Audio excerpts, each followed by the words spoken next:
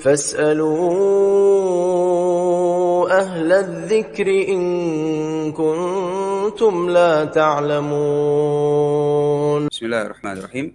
السلام عليكم ورحمة الله وبركاته. الحمد لله والصلاة والسلام على رسول الله وعلى آله وصحبه ومن والاه ولا حول ولا قوة إلا بالله. Kita insya Allah akan membahas tentang permasalahan yang biasanya sering terjadi di tengah-tengah kita, yaitu tentang seorang insan beramal amalan soleh, amalan mungkin dari kitab wa sunnah, amalan soleh, tetapi dalam niatnya tersebut ada niatan-niatan dunia. Contohnya misalnya kuliah agama supaya dibilang ustadz, atau dia beradzan menjadi muadzin biar dapat gaji bulanannya, atau dia misalnya berhaji biar dibilang jadi Pak Haji atau Bu Haji, atau misalnya dia bikin video YouTube kayak begini biar dapat duit iklannya, atau biar makin dikenal sama manusia, ataupun macam-macam niatnya. Jadi amalannya soleh gitu, baik dakwah, adzan, belajar, mengajar, tetapi ada niat dunia, baik duit, terkenal, atau lebih dianggap di tengah manusia, gelar. Nah, ini sering terjadi di tengah-tengah kita. Lalu apa sih hukumnya? Maka di sini ada beberapa ayat, ada 2 ayat insya Allah yang Anda ingin singgung. Yang pertama tentunya adalah larangan dari Allah Tabaraka wa Ta'ala, di mana Allah Subhanahu wa Ta'ala bilang, "Man kana yuridul hayatad dunya wa zinataha nuwaffi ilaihim a'malahum fiha wa hum fiha la yubkhasun." Bahwa barang siapa orang yang beramal menginginkan dunia, maka Allah Subhanahu wa Ta'ala itu akan memenuhi gitu. Artinya memenuhi apa yang dia inginkan. Sehingga ketika seorang insan beramal dengan amalan dunia, Allah Subhanahu wa Ta'ala kemudian justru akan memberikan apa yang dia niatan tersebut, yaitu dunianya itu dikasih oleh Allah Subhanahu wa Ta'ala, wa hum fiha, dan Allah Subhanahu wa Ta'ala itu tidak akan mengurangi. Makanya kata Allah Tabaraka wa Ta'ala, wa hum fiha la yubkhasun. Allah Subhanahu wa Ta'ala tidak akan mengurangi dunia yang akan dia dapatkan. Jadi kalau emang dia mau gelar, Allah Subhanahu wa Ta'ala kasih dia gelar. Kalau dia mau duit bulanan, Allah Subhanahu wa Ta'ala kasih dia duit bulanan. Kalau dia mau terkenal, Allah Subhanahu wa Ta'ala kasih dia duit bulanan. Pokoknya apapun niatnya dia dari amalan solehnya dari segi dunia, Allah Subhanahu wa Ta'ala kasih menurut ayat. Kemudian selanjutnya kata Allah Subhanahu wa Ta'ala, "Ulaika alladzina laisa lahum fil akhirati illa an-nar." Ustaz, itu kan tadi ganjaran dunianya iya dikasih sama Allah Subhanahu wa Ta'ala. Lalu ganjaran akhiratnya bagaimana? Maka ganjaran akhiratnya kata Allah Subhanahu wa Ta'ala, "Ulaika alladzina laisa lahum fil akhirati illa an-nar." Dia enggak dapat apa-apa di akhirat kecuali neraka. Sehingga ini merupakan ancaman dari Allah Subhanahu wa Ta'ala bagaimana beramal soleh tapi dengan ada niatan dunia. Wa habita ma sana'u fiha, dan Allah Subhanahu wa Ta'ala bilang bahwa amalannya itu akan dihapus, tak teranggap oleh Allah Subhanahu wa Ta'ala, wa batilum ma kanu ya'malun, dan itu merupakan sebuah kebatilan amalan dia. Walaupun soleh, tapi karena niat yang enggak benar, Allah Subhanahu wa Ta'ala hapus, Allah Subhanahu wa Ta'ala enggak anggap, Allah Subhanahu wa Ta'ala ancam, Allah Subhanahu wa Ta'ala sebut batil. Maka yang seperti ini merupakan ancaman dari Allah Subhanahu wa Ta'ala. Tapi di lain tempat Allah Subhanahu wa Ta'ala itu bilang, "Laisa 'alaikum junahun an tabtaghu fadlan min rabbikum." Bahwa bagi orang yang berhaji, ya, haji itu kan pasti ada safarnya gitu ya. Dan safarnya itu jauh, membutuhkan waktu dan tempat, lama. Sehingga banyak orang yang saat itu berpikiran, wah ini waktu dan tempat termakan oleh kegiatan haji, masa nggak boleh dagang sih? Sehingga sebagian manusia ada yang menginginkan dagang sambil haji sambil dagang gitu. Kan haji, tapi mumpung haji ini rame, ya sekalian aja kita dagang di sini. Pasti laris, pasti lebih laku.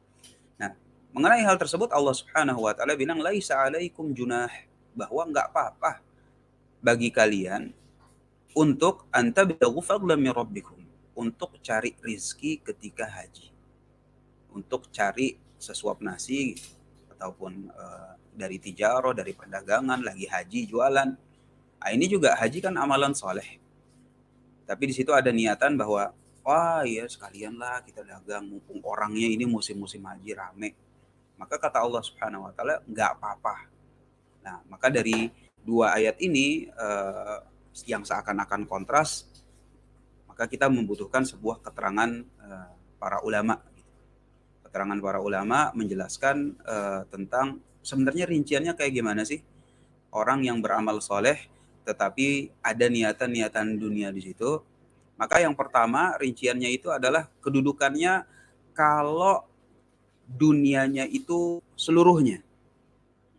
Kalau misalnya dunianya seluruhnya tanpa ada tanpa ada niat akhirat sedikit pun, nggak ada pahala yang diharapkan oleh Allah Subhanahu wa Ta'ala, pokoknya murni dunia, maka inilah yang Allah Subhanahu wa Ta'ala sebutkan tadi, yang tentang di ayat yang pertama diancam dengan neraka, wahbitu masanahu fiha, dihapus oleh Allah Subhanahu wa Ta'ala, wa batilum ma kanu ya'malun. Ini luar biasa batilnya ini, bahwa beramal murni untuk dunia. Nah, kita baca sedikit dari keterangan As-Sa'di rahimahullah ta'ala.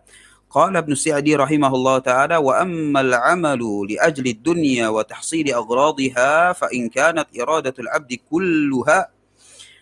Maka kalau amalan li ajli dunia, untuk tujuan dunia, wa tahsili aghradiha, dan apapun yang terkait tentang dunia-dunia tersebut dengan segala macam variannya, fa in kanat iradatul 'abd, apabila emang niatnya si hamba itu adalah kulluha lihada, semuanya itu untuk dunia tersebut, lihadal qasd, walam yakun lahu iradatu liwajhillahi subhanahu wa ta'ala wa daril akhirah, fahada laisa lahu fil akhirati min nasib. Maka kalau yang demikian nggak dapat apa-apa di akhirat, illa nar, sebagaimana Allah Subhanahu wa Ta'ala terangkan di dalam ayat. Nah, inilah yang kata Ibnu Sa'di rahimahullah taala, wa hadzal amal, amalan yang seperti ini, ada hadzal wasf, dengan sifat yang tadi sudah kita jelaskan, la yasdur min mu'min, fa innal mu'mina walau kana dha'ifal iman la budda ay yurida Allah Subhanahu wa taala wa darul akhir. Yang seperti ini enggak datang dari orang yang beriman. Beramal soleh cuma untuk dunia 100%. Nah, ini enggak datang dari orang yang beriman. Karena orang yang beriman itu walaupun imannya itu lemah, kalau dia beramal soleh pasti ada walaupun sedikit porsinya tentang niat surga, niat keridhaan Allah Subhanahu wa Ta'ala, pasti ada niat-niat akhiratnya. Tapi kalau murni dunia, inilah yang diancam oleh Allah Subhanahu wa Ta'ala. Ustaz, tapi kalau nyampur bagaimana? Ya kan emang sih ada Allahnya, ada dunia, ada surganya, ada pahalanya, nyari pahala juga. Tapi ada dunianya juga saat nyampur. Di sinilah yang kata para ulama, tergantung porsinya.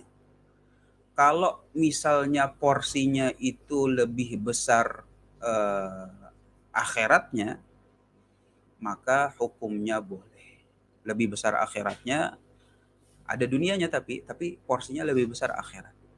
Maka ini secara umum hukumnya boleh, tetapi pahalanya kurang sempurna. Hukumnya boleh, tapi pahalanya kurang sempurna karena kurang ikhlas, kurang kuat imannya mungkin. Jadi kalau akhiratnya lebih besar daripada dunianya, jaiz, boleh. Kalau kebalik, dunianya lebih besar daripada akhiratnya, walaupun akhiratnya ada, tapi dunianya itu lebih besar, maka yang dari sini dia berdosa dengan niatnya yang seperti ini. Jadi kalau akhirat lebih besar, boleh. Kalau dunia lebih besar, dia dosa.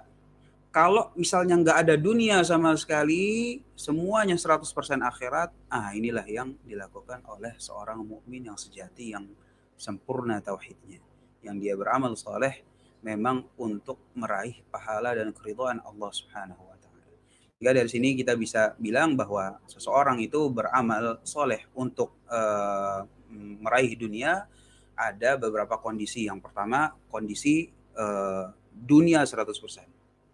Dunia 100%. Ada yang kondisinya nyampur, tetapi dunianya lebih besar, akhiratnya lebih kecil, maka kalau dunianya lebih besar seperti ini, dia dosa. Tapi masih ada kadar-kadarnya, kadar akhiratnya. Tetapi kalau misalnya akhiratnya lebih besar, walaupun ada dunianya, ini boleh.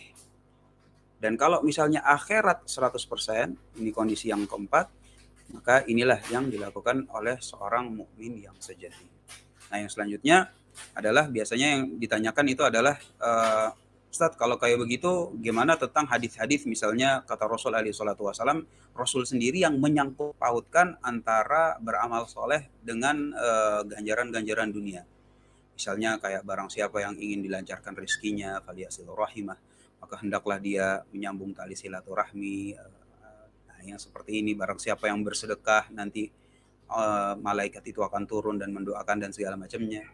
Sehingga di sini terkadang Rasul alaihi salatu wasallam memang menyangkut pautkan ganjaran dunia dengan amalan soleh.